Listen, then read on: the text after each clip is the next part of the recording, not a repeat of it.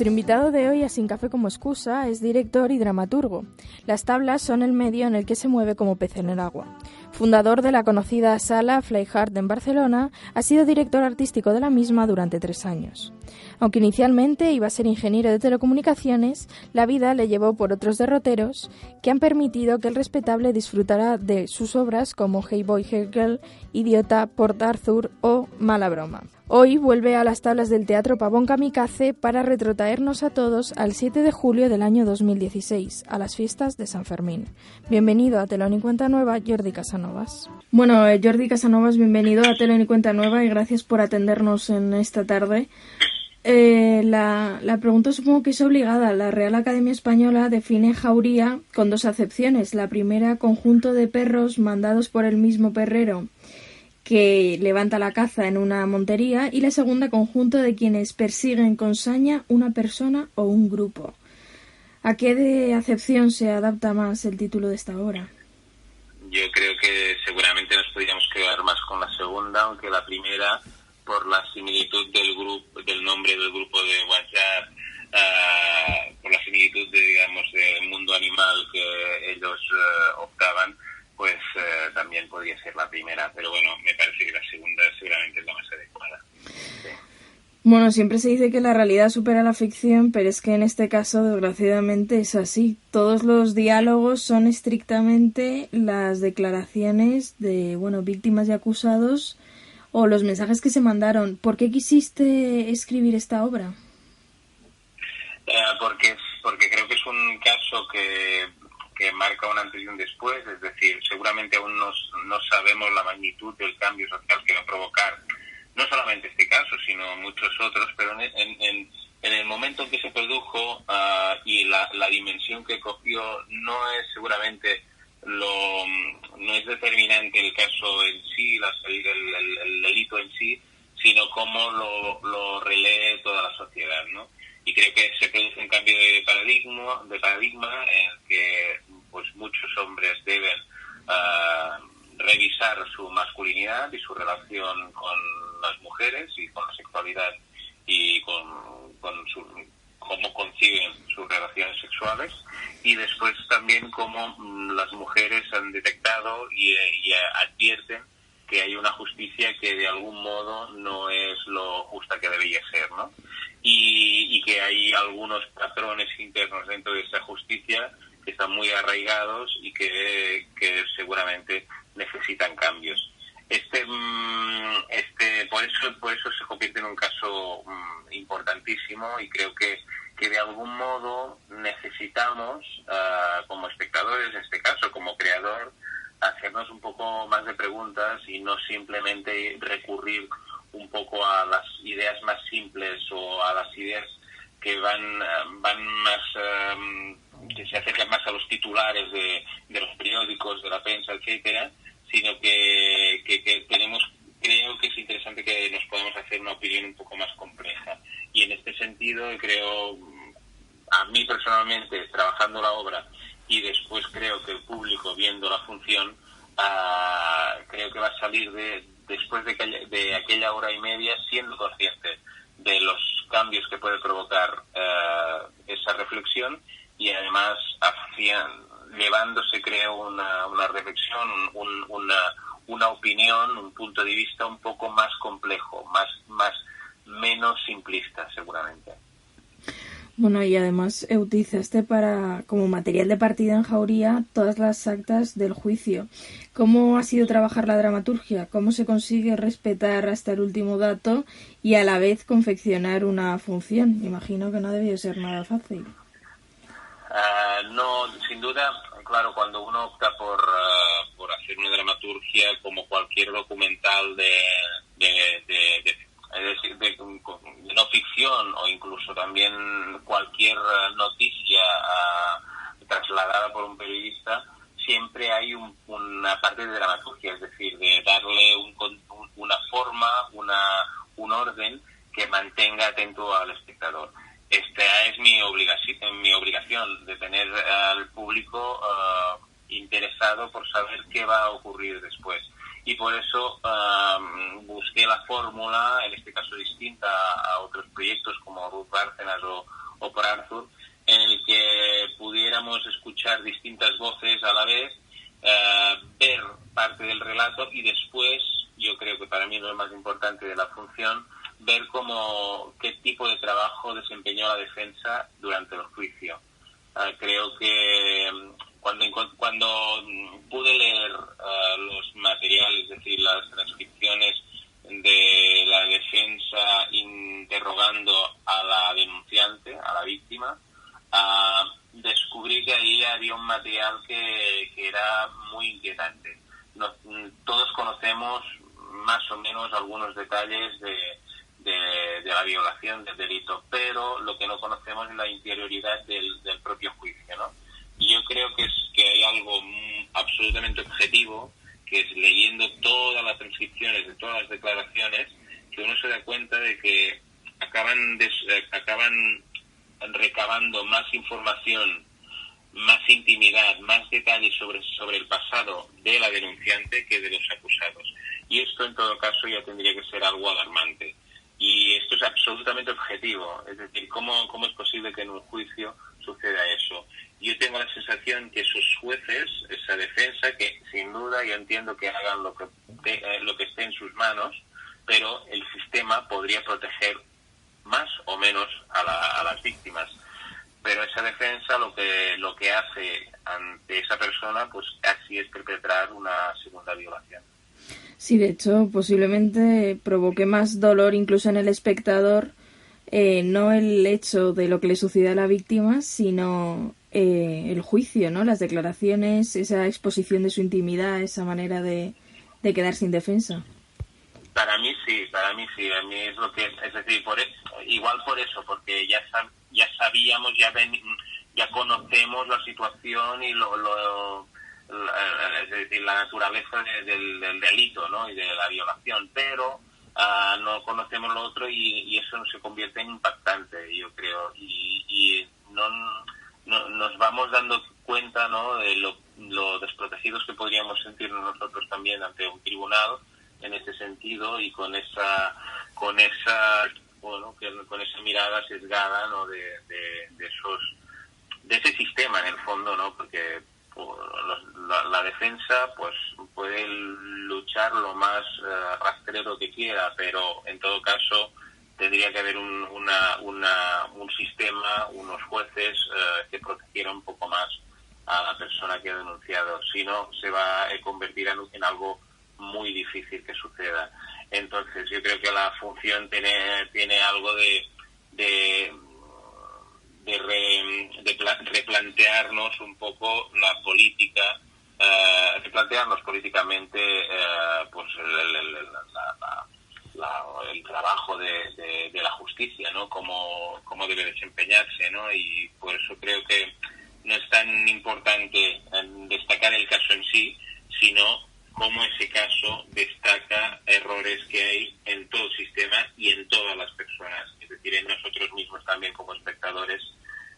El poder dudar de una cosa o de otra seguramente nos hará un poco de daño en el buen sentido y un poco de reflexión acerca de lo que nosotros prejuzgamos previamente. Por lo tanto, sabemos ya que el conflicto en la obra no radica en quién tenía la razón en el juicio, que en eso ya hemos tomado partido, sino en lo que ha nacido a partir de esto, ¿no? A partir de este suceso. Sí, es decir, sin menosprecer a nadie, evidentemente pero creo que no es interesante el resultado del juicio, es decir, la sentencia en sí, sino cómo se argumenta, cómo se desarrolla todo ese juicio y cómo impacta esto socialmente, ¿no? Ya digo, yo creo que este caso podría ser otro, pero en nuestra historia contemporánea este caso va a marcar, creo, un antes y un después. Y bueno, pues en nuestra voluntad de retratar la actualidad desde el teatro y a la vez proponer al público una reflexión un poco más compleja, pues creo que teníamos que trabajar esta historia. Bueno, a pesar de ello, supongo que es inevitable ponerse en la piel tanto de ella como de ellos. ¿Nunca te has planteado por qué lo hicieron, qué les llevó a eso y por qué nunca se han llegado a arrepentir o no lo han considerado que ha sido una violación?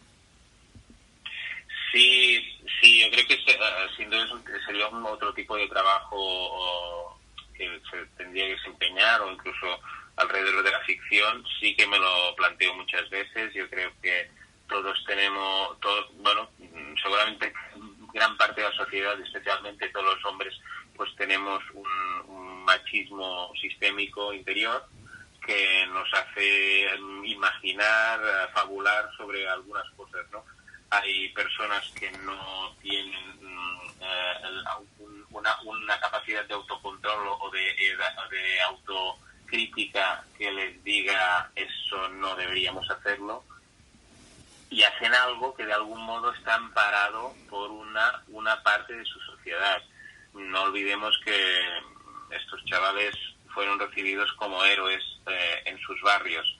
Es decir, cada uno vive en su burbuja y no necesariamente cree que lo que está haciendo lo está haciendo mal, ¿no? Y esto es lo que es más inquietante y que es lo que creo que nos debe poner en alerta a todos y pensar que es lo que a veces creemos que está bien y igual lo creemos porque nuestro entorno nos lo dice, pero igual no es ni correcto ni ético.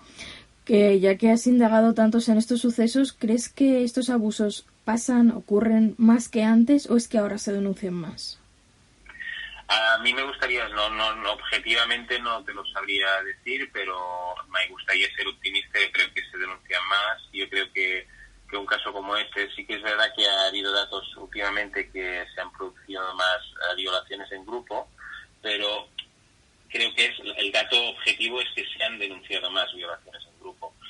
De hecho, me gustaría pensar que un caso como este ha dado a entender que precisamente la chica no se encontraba sola y que muchas otras mujeres pueden sentirse también arropadas por esta parte del movimiento.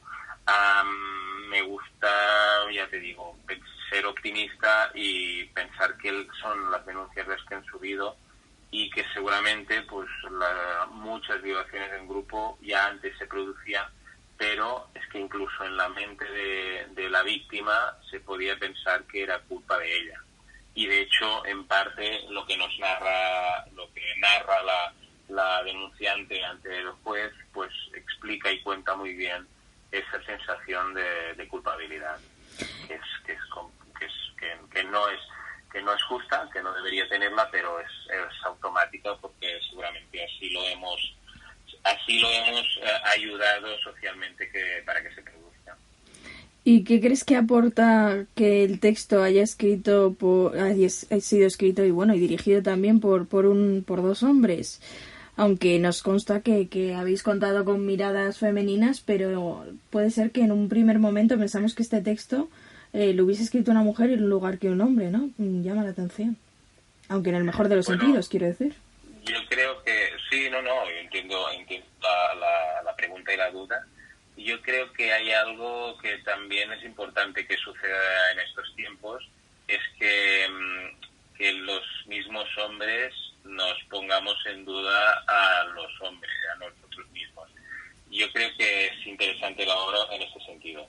Es decir, uno cuando llevas muchos años no sintiéndote cómodo con algunas formas de relación y de trato, no solamente a mujeres, sino a otras personas que están muy relacionadas a un tipo de masculinidad ya definida desde niños, ¿no? Yo me sentía incómodo y no era consciente de por qué me sentía incómodo, ¿no? Y yo creo que precisamente en estos procesos nosotros podemos hacer un tipo de introspección y autodestrucción, digamos, de esta masculinidad tóxica podemos trasladar a otros hombres que tengan la voluntad de hacerlo. Evidentemente, el que no quiera hacerlo y el que esté parapetado en su construcción, pues seguramente pues no le interese ni va a venir la misma función, ¿no? Yo creo que nosotros también debemos plantear o replantear esa masculinidad a nosotros mismos. Bueno, además esta obra la dirige, como decía, Miguel del Arco, que ya de entrada debe de imponer, ¿no? ¿Cuál ha sido tu relación con él? ¿Cómo habéis hecho este trabajo mano a mano para conseguir, bueno, esta obra de arte? No, muy bien y muy cómodo. Ya con los Kamikaze ya habíamos trabajado previamente con una obra que en este caso dirigió Israel Lejalde, y en esta ocasión pues yo muy feliz de trabajar con Miguel, y de hecho nos hemos ido comunicando, a veces íbamos dando vueltas sobre la dirección precisamente del discurso, ¿no?, de la obra, que en el fondo es lo más complejo, ¿no? Y bueno, nos fuimos encontrando cada vez. Es decir, ha sido muy fácil, me ha planteado unos cambios, así lo he hecho. En un principio ha jugado rápidamente al juego que se planteaba desde el texto, y creo que es un espectáculo muy potente. Yo, sabía que es tan delicado el tema que si no se construía una función realmente impecable, se corría el riesgo de que precisamente ante este acto de compromiso se quedara en agua de borrajas. Y yo creo que hay un trabajazo, hay un compromiso de todos los intérpretes y de todo el equipo brutal, se transmite y que hace del espectáculo algo indiscutible. Bueno, además junto a Jauría se puede ver en el Teatro Kamikaze también Port Arthur, otra obra tuya, que, bueno, parte de hecho real de un interrogatorio en el que se quiebra la voluntad de una persona hasta que confiesa lo que no sabe si es o no verdad. ¿Qué crees que es la verdad? O mejor dicho, ¿qué es la verdad oficial o social? Porque es una cuestión que puede relacionar ambas obras. Sí, yo creo, sí, sin duda, sí, en el caso de Port Arthur, era una transcripción muy, muy inquietante, porque realmente un personaje que no recuerda nada y le van contando lo que ha hecho y él no lo recuerda hasta que en un momento dado sí que empieza a recordar. Uno ya no sabe si el chico está aceptando lo que le están contando o está recordando de hecho, ¿no? Y sí hay algo realmente estamos en un momento en el que, bueno, queremos saber la verdad, pero nos aferramos a cosas a narraciones muy emocionales, que sean muy fáciles de digerir, muy fáciles de volver a hacer circular, que nos provoquen algo de ira, y difícilmente pues nos cuesta un poco más reposar y ver un poco las caras más complejas, ¿no? En el fondo, en el caso de Port Arthur, en el caso de Jauría, pues que alguien diga en el patio de butacas, este es malo, estos son malos, esta es mala, no sé qué. Esto yo creo que sería muy simplista, no es interesante. Y yo creo que las historias van más allá de los personajes que las cuentan, y que cuentan un poco más de estructuras y sistemas sociales del cuales todos somos un poco partícipes y culpables, pero que no creo que podamos nosotros determinar fácilmente que unas personas son malas por sí y otras son buenas, ¿no? Eso me parece muy simplista y poco interesante, y creo que lo que es interesante es eso, ¿no? Reflexionar alrededor de nuestras estructuras, ¿no?, sociales. Bueno, recojo unas palabras de la protagonista de Jauría, María Arbas, que comentaba un periodista, le decía: tú y yo podemos discutir durante horas sobre La Manada, pero esa charla no te va a calar de la misma forma que si lo ves en un escenario, porque te van a vibrar cosas que sintiéndolo desde la cabeza, sino desde el corazón, y eso es el teatro. Bueno, me parece muy representativo de esta obra, que además me consta que la habéis llevado también como un proyecto educativo al que están acudiendo chicos y chicas de institutos. Correcto. nosotros como... realmente lo que hace un espectador en un teatro es callar durante 1 hora y media, callar y escuchar. Y esto, en este tipo de temas, es muy difícil que podamos hacerlo, ¿no? Incluso si estamos en una mesa y varias personas están opinando, es lo que decía María, nos estaremos discutiendo, lo que intentaremos es vencer. Cuando un espectador se sienta y escucha, lo que quiere no es vencer en el discurso, sino que es enriquecerse, es hacerse un poco más inteligente. Yo creo que sucede y que se llevan emocionalmente unas vivencias que les permiten empatizar con cosas que antes no sabían que debían o podían empatizar. Bueno, ya terminamos nuestra entrevista. Me gustaría, si pudieras, en una palabra, escribir teatro, dirigir teatro, ¿dirías que eso te da? Felicidad. Y ya que nuestra sección se llama Sin café como excusa, me gustaría preguntarte con qué persona o personaje, puede ser completamente hipotético, te tomarías un café sin dudarlo. El primero que se te venga a la cabeza. Me tomaría un café sin dudarlo. Pues me tomaría un café con Stanley Kubrick. Una gran opción. Bueno, Jordi Casanovas, muchísimas gracias por haber estado con nosotros en Telón y Cuenta Nueva, acercándonos este obrón que tan necesario es, y más en este mes, en esta semana. Pues muchas gracias.